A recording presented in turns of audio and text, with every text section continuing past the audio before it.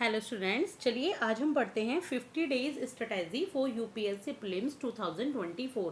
देखिए UPSC prelims आने ही वाला है 2024, यानी कि आपका जो है 16 जून को। तो 50 डेज की स्ट्रेटजी क्या रहनी चाहिए आज हम वो पढ़ेंगे। तो मैं इसमें आपको स्ट्रेटजी बताने वाली हूँ, लेकिन एक बात याद रखिएगा, आपको मिनिमम कम से कम आपको 10 आवर्स तो स्टडी करनी ही है।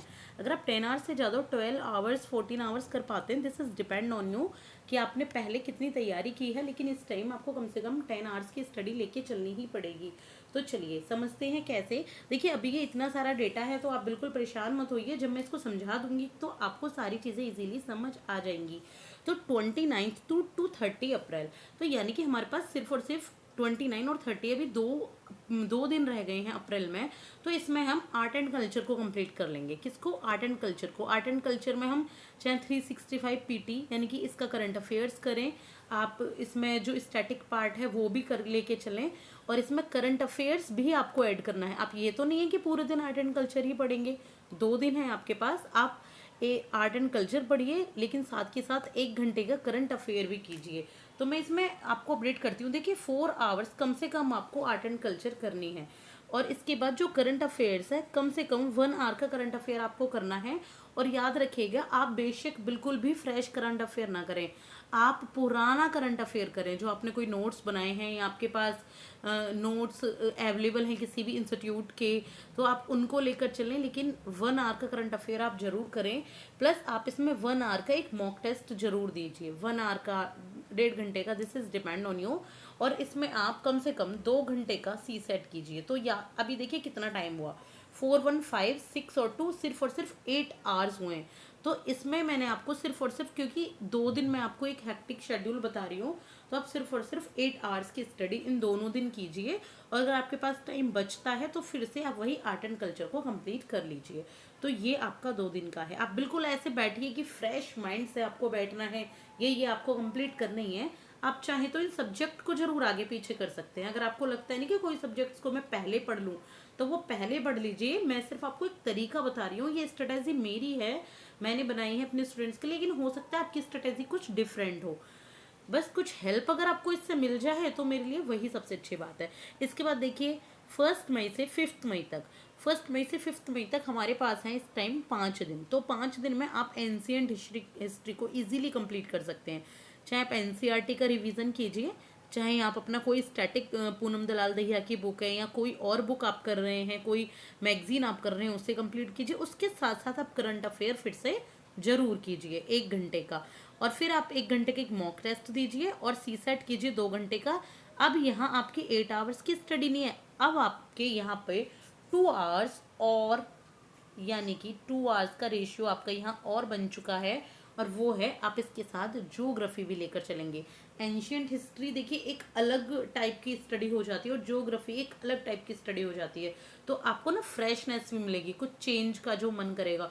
तो 2 आवर्स आपको किसके बढ़ाने हैं इसमें? ज्योग्राफी के। तो इसके बाद देखेंगे 6 टू 10 में आपको क्या करना है। एंशियंट हिस्ट्री कंप्लीट हो चुकी है, अब आप मिडेवल हिस्ट्री कीजिए। मिडेवल हिस्ट्री में वही सीए यानी कि करंट अफेयर, मॉक टेस्ट और सी सेट तो आप तक को करनी ही करनी है। कितने घंटे की, ये आप ऊपर देखिए। और ज्योग्राफी इसमें भी आप 2 घंटे की करेंगे ही, क्योंकि ज्योग्राफी ऐसी नहीं है कि आप सिर्फ उसको 5 दिन में पूरा कर लें, आपको इसमें 10 डेज चाहिए ही चाहिए। इसके बाद 11 एंड 15 मई को आप मॉडर्न हिस्ट्री स्टार्ट कीजिए। मॉडर्न हिस्ट्रीज कीजिए 5 दिन में। 5 दिन के लिए देखिए बिल्कुल बहुत बड़ी मॉडर्न हिस्ट्री है, लेकिन हम यहाँ पर सिर्फ और सिर्फ क्या करेंगे, कुछ समरी करेंगे।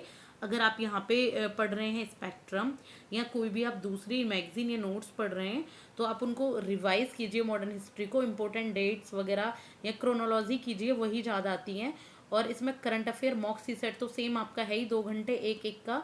और इसके बाद इसमें क्या करना है आपको, इसमें इन सब का आपको रिवीजन करना है। 2 घंटे का एक स्लॉट आप देंगे, जिसमें आपने जो, अगर आपको लगता है ना कि इनमें जियोग्राफी हो गई या एंशियंट मिडेवल या आर्ट एंड कल्चर, तो आप इनका रिवीजन यहाँ 2 घंटे का देकर कीजिए। तो 10 आवर्स की स्टडी यहाँ पर आपकी कंप्लीट हो जाती है। तो अब चलते हैं आगे। तो 16 टू 20 मई को आप क्या करेंगे? तो देखिए इसमें आप कर सकते हैं स्टार्ट इकोनॉमी। हिस्ट्री से आप फ्री हो चुके हैं, ज्योग्राफी से आप फ्री हो चुके हैं, अब आप करेंगे इकोनॉमी। इकोनॉमी में करंट अफेयर होगा, मॉक और सी सेट सेम रहेगा, लेकिन इसमें आपका एडिशन हो जाएगा 2 घंटे के लिए साइंस एंड टेक्नोलॉजी। तो साइंस एंड टेक्नोलॉजी आप करेंगे।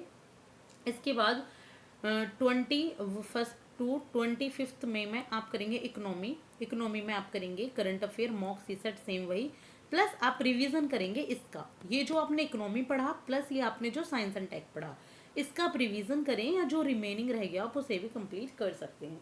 तो इस तरीके से 25 मई तक आप इकोनॉमी को और साइंस एंड टेक को कंप्लीट कर सकते हैं। इसके बाद देखिए 26 टू 5 जून में आप क्या करेंगे, इसमें आप पढ़ेंगे पॉलिटी। तो पॉलिटी, और इसके बाद करेंगे आप इसका मैं वही same current affair, mock test और सी सेट। ये तो आपको लेके चलने ही चलने हैं। आप यहाँ तो रोज़ सुबह उठ के पहले पॉलिटी स्टार्ट कर दीजिए 2 घंटे पढ़ना, फिर उसके बाद 1 घंटे का करंट अफेयर पढ़िए, 1 घंटे का मॉक टेस्ट दीजिए, 2 घंटे सी सेट पढ़िए, और फिर से आप पॉलिटी 2 घंटे का। तो इस तरीके से आपके 4 घंटे पॉलिटी के हो सकते हैं।